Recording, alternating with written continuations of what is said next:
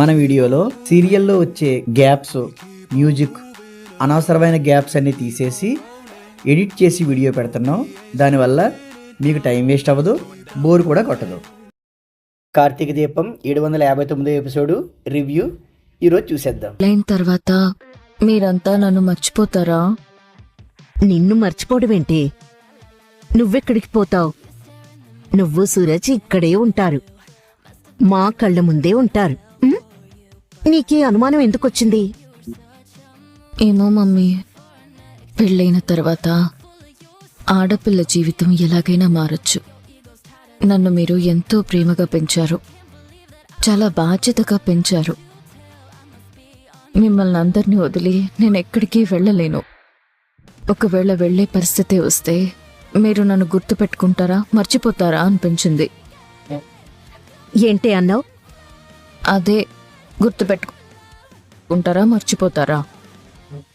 దానికంటే ముందు నిన్ను ఎంతో ప్రేమగా పెంచాం, బాధ్యతగా పెంచాం. పెంచడమేంటి? నువ్వు మా కూతురువి కాదా?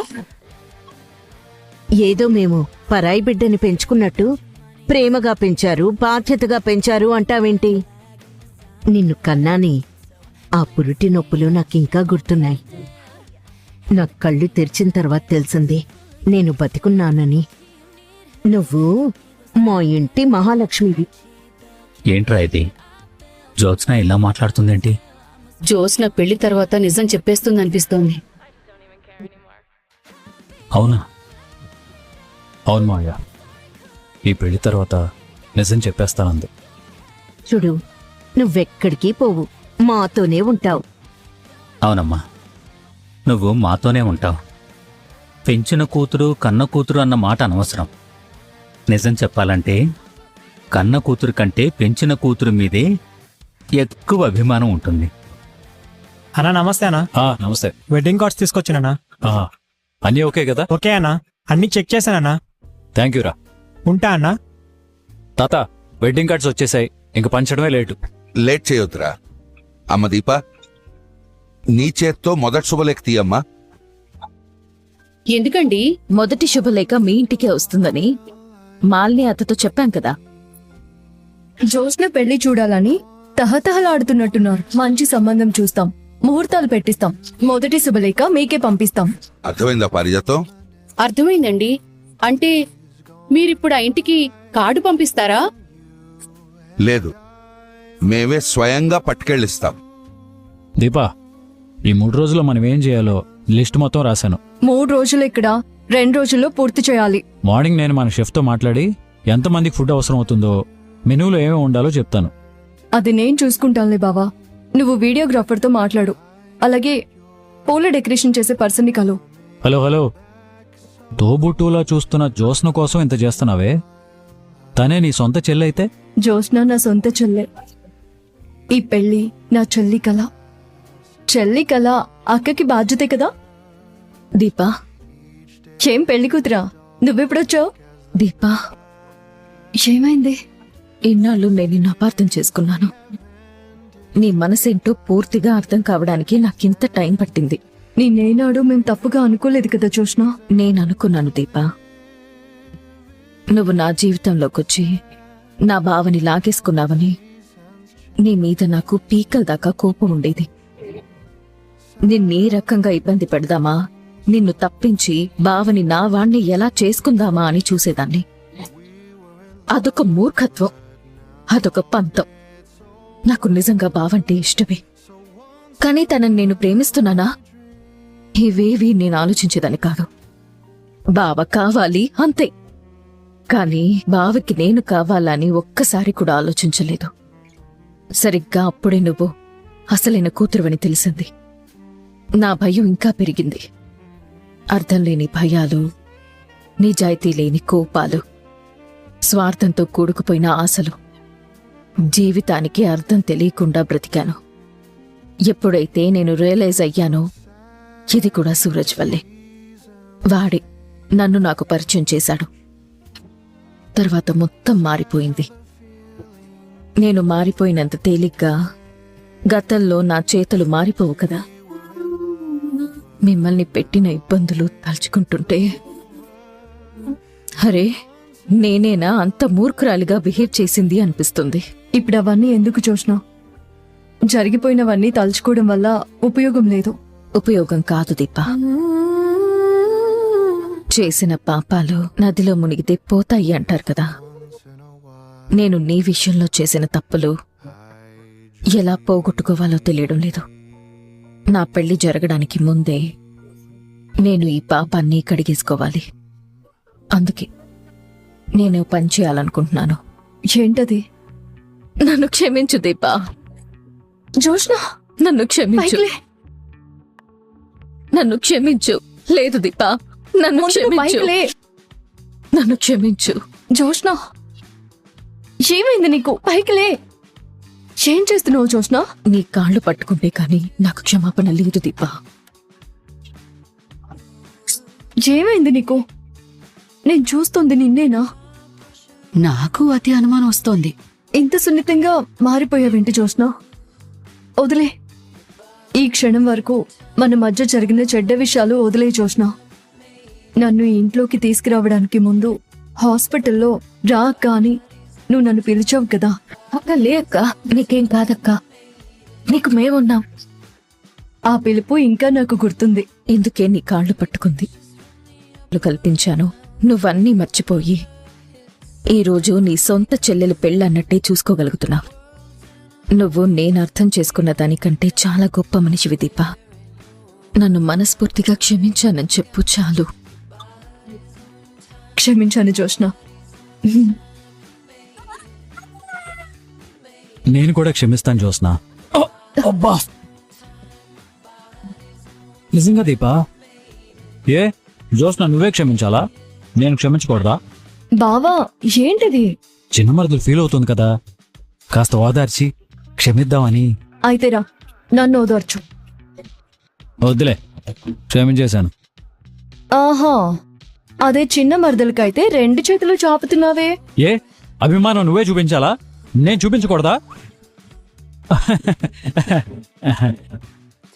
అమ్మో అమ్మో అమ్మో, చిచి, ఈ ఘోరం నేను చూడలేను. ఏమైందండి? ఏమవుతుంది బాబు? మా జోస్నలో మార్పు చూస్తుంటే నా కన్నీళ్లు ధారలు కడుతున్నాయి. ఖర్చీఫ్ ఇమ్మంటారా? వద్దులే బాబు, చీర కొంగు చాలు. జోస్నా మార్పు మీకు నచ్చట్లేదనుకుంటాను. ఎందుకు నచ్చదు బాబు? కాకపోతే నా జీవితంలో దానలా చూస్తానని మాత్రం నేను అనుకోలేదు. మీకు కూడా మార్పు అవసరం అనిపిస్తుంది. మిమ్మల్ని కూడా మార్చేయమంటారా? వద్దులే బాబు, నన్నీలా ఉండని, నాకిదే చాలు. మొత్తానికి మేమనుకున్నదే జరుగుతోంది. పొరపాటు. మేమనుకున్నది జరుగుతుంది. రెండూ ఒకటే బాబాయ్. కాదు మాలిని, నీ ఉద్దేశం వేరు, నీ ఆలోచన వేరు. కొంతమంది వాళ్ళ ముఖం ఎదుటి వాళ్ళకి తెలియకూడదని మాస్క్ వేసుకుంటారు. కానీ నువ్వు మాస్క్ ముఖానికి కాదు, మాటలకు వేస్తావు. అర్థం చేసుకోవడానికి వీల్లేనంతగా మాట్లాడతావు. నన్ను మరీ అంత మేధావిని చెయ్యదు బాబాయ్. ఒక అనాథని తీసుకొచ్చి మనవరాలికి పెళ్లి చేయాలనుకున్నావు. నీ మనవరాల్ని బలవంతంగా ఒప్పించావు. నీకన్నా మేధావులు ఎవరుంటారు బాబాయ్? నన్ను బలవంతంగా ఒప్పించారని నేను నీతో చెప్పాను అత్తా. నీ ఇష్టం మరీ ఇంత తక్కువ స్థాయిలో ఉంటుందని ఊహించలేకపోయాను జ్యోత్స్నా. మీరు ఊహించినట్టుగా నేను బ్రతకనత్తా. ఇంకా నయం, సూరజ్ని నువ్వు ప్రేమిస్తున్నాను అనలేదు. నేను సూరజ్ని ప్రేమిస్తున్నాను. తననే పెళ్లి చేసుకోబోతున్నాను. నేనే సూరజ్ని పెళ్లి కొప్పించాను. చాలా, ఇంకేమైనా కావాలా? ఎవరో ఏంటో తెలుసుకోకుండా పెళ్లికి ఒప్పుకుని తొందరపడ్డావేమో. ఇప్పటికే ఆలస్యం చేశారు. ఇంతకు మించిన సంబంధం చూస్తే ఈ పెళ్లి రద్దు చేసుకుంటావా? నేను పెళ్లికి అగ్రిమెంట్ రాసుకోలేదు, మనసిచ్చాను. దాన్ని రద్దు చేయడం కుదరదు. వాడెక్కడి నుంచొచ్చాడో గాని నిన్ను బాగానే బుట్టలో పడేసుకున్నాడు. నీకెందుకు పిన్ని అంత అసూయ? దీనిలో అసూయేం లేదురా. వీళ్లతో మనం ఇంత తాపిగా మాట్లాడాల్సిన అవసరం లేదు. కార్తీక్, వెడ్డింగ్ కార్డు ఇవ్వడానికి వచ్చాం, ఇచ్చేసి. పెళ్లి కుదిరిగానే మొదటి కార్డు మీకే ఇస్తామని నేను చెప్పాను, జోష్నా చెప్పింది. జోష్న పెళ్లి చూడాలని తహతహలాడుతున్నట్టున్నారు. మంచి సంబంధం చూస్తాం, ముహూర్తాలు పెట్టిస్తాం. ఫస్ట్ వెడ్డింగ్ కార్డ్ మీ ఇంటికే పంపిస్తాను. ఆ మొదటి కార్డు ఇదే. అది ఇవ్వడానికే వచ్చాం. అంటే శివనారాయణ ఇంట్లో పెళ్లికి ఉత్తమ బంధువులం మేమే అన్నమాట. అవును దక్షిణామూర్తి, ఉత్తమ బంధువువి నువ్వే, పరముత్తమ బంధువువి కూడా నువ్వే. అయితే నాదో చిన్న మాట. ఏంటో? ఇంటికొచ్చి వెడ్డింగ్ కార్డ్ ఇచ్చినందుకు పెళ్లికి రాకపోతే మర్యాద ఉండదేమోనని మీరు అనుకుంటారేమో. అలా మీరు ఏమీ అనుకోవాల్సిన అవసరం లేదు. ఎలాగో మీరు మర్యాద లేని మనుషులే కాబట్టి రావాలనుకుంటే రావచ్చు, లేదంటే ఇంట్లోనే ఉండొచ్చు. అంత వెటకారం పనికిరాదు మిత్రమా. కాలం నీ మనవడు కాదు, ఎప్పుడూ నీ వెంటే తిరగడానికి. అప్పుడప్పుడు మా వెంట కూడా తిరుగుతుంది. అప్పుడు అన్నింటికీ ఒకేసారి బదులివ్వాల్సి ఉంటుంది. కొంతమంది కలలతో ఎదుగుతూనే ఉంటారు, కొంతమంది కలల్లోనే బ్రతుకుతారు. నేను మొదటి రకం, నువ్వు రెండో రకం. ఇప్పటికైనా నిద్రలో నుంచి బయటికి రా. కాలం నిన్ను దాటి చాలా దూరం వచ్చేసింది. నీ మనవరాళ్ళకి పెళ్లి చేసే వయసు వచ్చేసింది. ఇంకా నువ్వు ఆ పాత మర్రి ఓడల్నే పట్టుకొని ఏలాడుతున్నావంటే నీ కర్మ. నిన్నెవ్వరూ బాగు చేయలేరు. నిన్ను చూస్తుంటే నవ్వొస్తుంది. ఎందుకు తాత? అతి విశ్వాసం అనర్థాలకి దారి తీస్తుంది. ఇప్పటికైనా మించిపోయిందేం లేదు. పెళ్ళాపేంటి, మరో మంచి సంబంధం చూడండి. ఈ పెళ్లి ఆగదు దక్షిణమూర్తి. అనుకున్న ముహూర్తాలకైనా మనవరాల మెళ్ళలో సూరజ్ తాళి కడతాడు. అది మీరు చూడలేరు కాబట్టి మీరు పెళ్లికి రాకండి. రావాలి తాత. వీళ్ళు నా పెళ్లి చూడాలి. వీళ్ళ కళ్ళు మంచివి కాదమ్మా. మన ఇంటి నవ్వులు వీళ్ళ కళ్ళల్లో మంటలు పుట్టిస్తాయి, తట్టుకోలేదు. లేదు తాత, వీళ్ళు నా పెళ్లికి రావాలి, నా పెళ్లి చూడాలి. ఎందుకంటే శత్రువుని ఎప్పుడు పక్కనే ఉంచుకోవాలని సూరజ్ చెప్పాడు. సూరజ్ ఎప్పుడూ అంతేనమ్మా, మంచి విషయాలే చెప్తాడు. ఏ తల్లి కనబిడ్డో. చెప్పాను కదా, కడుపు మంట ఇప్పుడే మొదలైనట్టుంది. థ్యాంక్ యూ బాబాయ్. ఉంటాను మిత్రమా, పెళ్లిలో కలుద్దాం. ఇలా పిలవడం ఇదే మొదటిసారి. ఇదే ఆఖరిసారి కూడా. ఉంటాను, పదండి. కార్డు లోపల పెట్టమ్మా. తాత మీరు వెళ్ళండి, నేను దీప స్కూటీ మీద ఇంటికి వెళ్తాను. దీప కీస్ చూసావా? నాకేం ఇవ్వలేదు. జేబులోనే పెట్టుకున్నానే. సోఫాలో కూర్చున్నావు కదా, అక్కడ పడిపోయి ఉండొచ్చు. సరే నువ్వు స్కూటీ దగ్గర ఉండు, ఇప్పుడే వస్తాను. కీస్ ఎక్కడున్నాయి? సూరజే. ఏంటి కార్తీక్, మళ్ళీ వచ్చావు? చెప్పాల్సిందేమైనా మర్చిపోయావా? అవును, మర్చిపోయాను. రేయ్ కార్తీక్, ఆగరా. ఎక్కడికెళ్తున్నావురా? ఎస్, సూరజ్ ఇక్కడే ఉన్నాడు. డోర్ ఓపెన్ చేయి, డోర్ ఓపెన్ చేయి, ఓపెన్ చేయి. భయ్యా రావడానికి టైం పడుతుంది భయ్యా. ఏంటి భయ్యా తలుపు అంత బలవంతంగా నెట్టారు? నువ్వెందుకు తలుపు క్లోజ్ చేసుకుని లోపల ఫోన్ మాట్లాడుతున్నావు? వర్క్ ఎవరికి డిస్టర్బ్ ఉండకూడదని డోర్ వేశాను భయ్యా. ఏం వర్క్ చేస్తున్నావు? నేను ఏసీ రిపేర్ చేసేవాడిని భయ్యా. చేసుకో. డోర్ టైట్గా ఉన్నట్టుంది, తీసే ఉంచు.